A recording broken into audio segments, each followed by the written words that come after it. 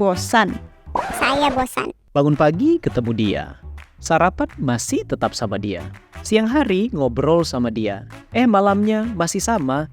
Dia lagi, bosan. Siang hari jalan ke hutan, awas jangan sampai pingsan.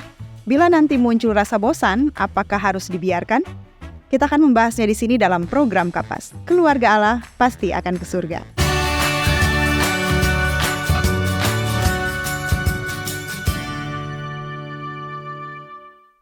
Saat baru menikah, magnet cinta begitu kuat, pengennya berduaan terus dan dunia seperti milik berdua saja. Mata berbinar-binar saat ketemu si dia. Bunga-bunga cinta bersemi sepanjang hari. Namun setelah sekian waktu bersama dalam pernikahan, percikan dan getaran cinta mulai melemah dan bahkan tidak terasa lagi. Nah, bagaimana kita memahami fenomena ini?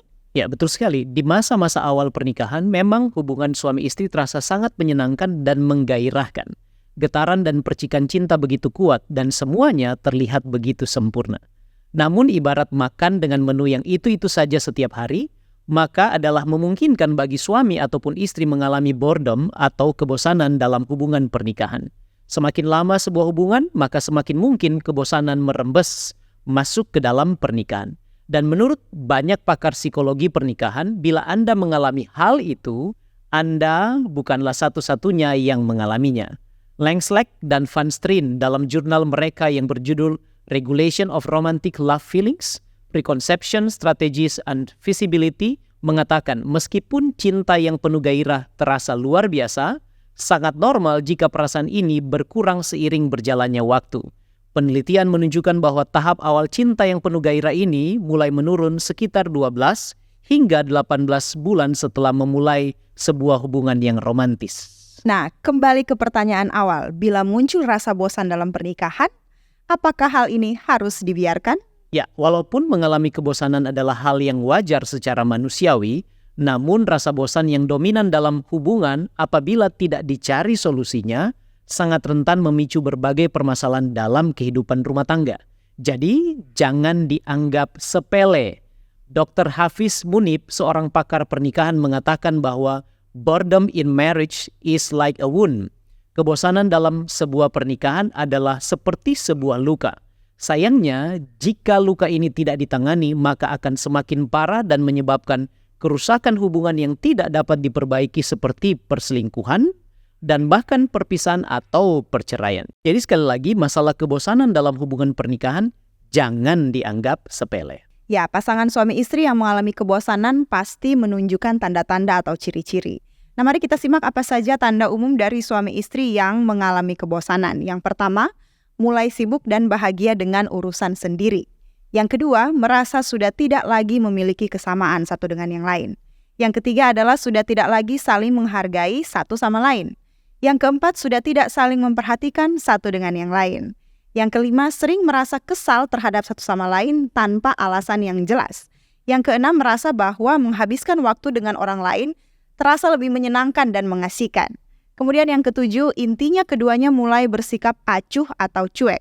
Hal ini disebabkan oleh hilangnya ketertarikan satu dengan yang lain. Sudah merasa tidak tertarik dengan penampilannya, tentang kehidupannya, atau tentang perasaan atau minatnya. Perasaan cinta yang dulu menggebu-gebu, kini seperti flat atau datar saja. Kendra Cherry, seorang spesialis dalam rehabilitasi psikososial, mengatakan bahwa hubungan yang membosankan seringkali ditandai dengan hilangnya minat, kasih sayang, dan perhatian. Ya, perlu kita ketahui bahwa biasanya perasaan bosan dalam pernikahan itu tidak langsung muncul dalam level atau derajat yang tinggi. Penyebabnya bisa sangat variatif dan kompleks. Nah, paling tidak ada dua hal utama yang menyebabkan kejenuhan dalam sebuah hubungan pernikahan. Yang pertama itu problem atau masalah yang tidak terselesaikan atau berlarut-larut. Dan yang kedua, harapan yang tidak terpenuhi untuk waktu yang cukup lama dalam hubungan pernikahan. Nah, masalah yang tidak terselesaikan biasanya beragam.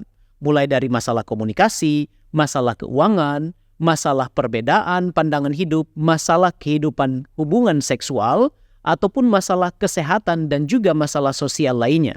Sedangkan harapan yang tidak terpenuhi, misalnya kerinduan untuk memiliki rumah, ataupun kendaraan dan lain sebagainya, atau bahkan kerinduan memiliki buah hati yang belum kunjung hadir dalam pernikahan setelah sekian waktu lamanya. Nah, ada faktor-faktor tambahan lain yang dapat menjadi penyebab rasa bosan dalam pernikahan. Seperti yang pertama, suami istri sibuk sendiri dengan urusan masing-masing. Ini bisa menyebabkan kebosanan. Keduanya kemudian terjebak dalam rutinitas sehari-hari dan hal ini mengganggu waktu berkualitas bersama dengan pasangan.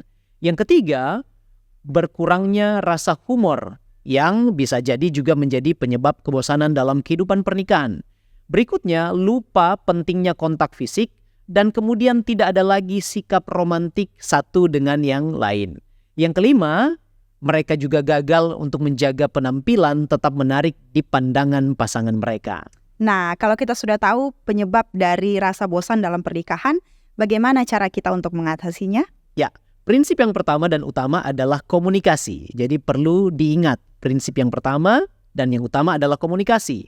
Yang kedua adalah perlu pengorbanan dan kerjasama untuk menemukan cara mengembalikan kegembiraan dalam hubungan pernikahan. Tanpa komunikasi yang baik, tanpa pengorbanan dan kerjasama dari keduanya, suami ataupun istri, adalah mustahil untuk mengatasi masalah kejenuhan atau kebosanan dalam pernikahan. Nah, ada beberapa tips yang ingin saya bagikan sehubungan dengan mengatasi kebosanan dalam pernikahan. Yang pertama, komunikasikan perasaan dan cari tahu penyebab kebosanan secara bersama-sama. Kemudian yang kedua, lakukan aktivitas spontan bersama dan mencoba sesuatu yang baru, biasanya pergi berolahraga, pergi ke pantai atau ke tempat yang menyenangkan, kemudian masak bersama atau hal yang lainnya. Yang ketiga adalah kencan dan bernostalgia, kembali mengingat momen-momen cinta pada waktu pacaran. Nostalgia ke masa lalu bisa meningkatkan keintiman pasangan. Yang keempat, sebagai pasangan Kristen, pergi beribadah bersama, kemudian berdoa bersama, dan membaca firman Tuhan bersama-sama. Firman Tuhan sendiri mengatakan dalam Maleakhi 2 ayat 15, bukankah Allah yang esa menjadikan mereka daging dan roh? Dan apakah yang dikehendaki kesatuan itu? Keturunan ilahi. Jadi jagalah dirimu, dan janganlah orang tidak setia terhadap istri dari masa mudanya. Kita harus menjaga cinta yang mula-mula terhadap pasangan kita. Hal ini tidak mudah, namun dengan komitmen dan penuh penyerahan, maka Roh Kudus pasti akan mampukan. Ya, sebagai kesimpulan, Febriani, kita perlu sadari bahwa walaupun rasa bosan dalam pernikahan itu wajar, namun perlu diingat, kemunculannya adalah tanda awas dalam sebuah hubungan pernikahan. Jangan sepelekan, segera cari solusinya di dalam Tuhan. Sekali lagi, solusi di dalam Tuhan.